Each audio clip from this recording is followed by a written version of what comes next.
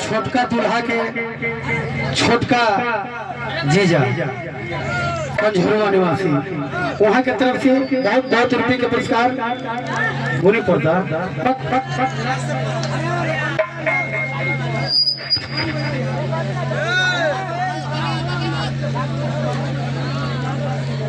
मनाथा दूल्हा के बड़े भाई नगेंद्र यादव जी की तरफ से पुरस्कार हमारे कंपनी से गुजार करती है।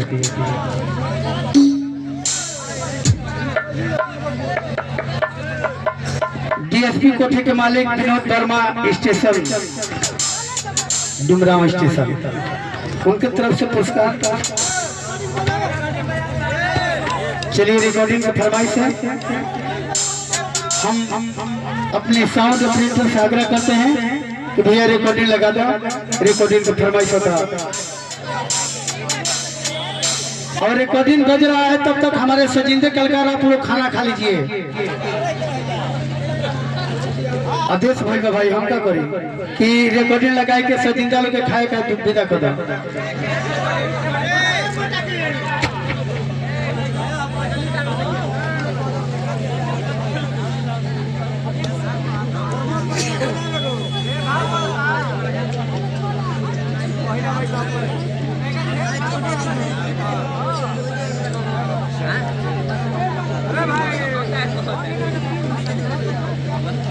बड़ दूल्हा के जीजा जवही भट्टी मालिक जवही सीताराम यादव जी की तरफ से 500 रुपए के पुरस्कार। चली जा तार गाड़ी मारे। और दूल्हा के छोटे दूल्हा के चाचा जी की तरफ से तेजा चाचा की तरफ से बहुत बहुत रुपए के पुरस्कार। चलो धन